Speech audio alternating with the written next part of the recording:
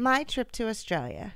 The day I arrived, we hung out with Dad's friend Fred, pretty sweet. We walked up together to Arthur's Seat. Then off to Cindy and Brad's across the way with peacocks, alpacas, sheep, horses, and donkeys to goof with and play. Joyce had an exhibition in Canberra, and with her photog friends hanging out was really cool. Then the next day we went to museum and saw government buildings, and I felt like I was on some crazy field trip in school. There were kookaburras on the lawn as we drove away and took pictures of lovely scenery on the way home the next day. Then Dad got pulled over driving to the tour of the mine, 300 meters underground. We had a really great time.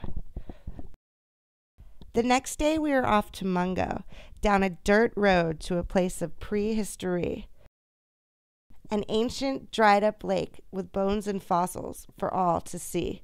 The next day it rained, so we had to go, but then the sun came out for another Mungo show. Then it got dark and we had to get back to the car. It was so dirty the next day because on dirt roads we had traveled so far. Then I was off for a walk in the Lily-Pilly Gully in Wilson's Promontory with birds, beaches, and beautiful views. Even wombats.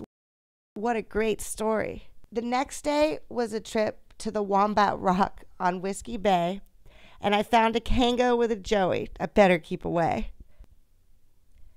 Then the Phillip Island koalas were next, but my favorite part of that day, taking pictures of penguins having sex.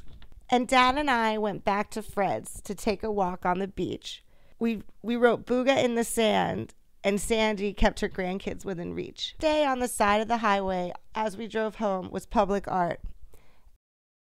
And after we left Rosa some flowers and a card. Another sign to make me miss Paul. And this Wandjina painting was my favorite of all. Behind Dad's window, we saw a beautiful rainbow. And then Joyce cooked us some very yummy, yummy risotto. And one last lunch with Dad, Joyce, and Ruth. What a ball. But then I had to take one last picture to take home to Paul. Meaning the clock. The clock, yeah. No, we just blessed the fruit of the clock, which is actually the ding dong. I can't see. Oh, look at Fred, eh? We've taken touch with a letter in the mail.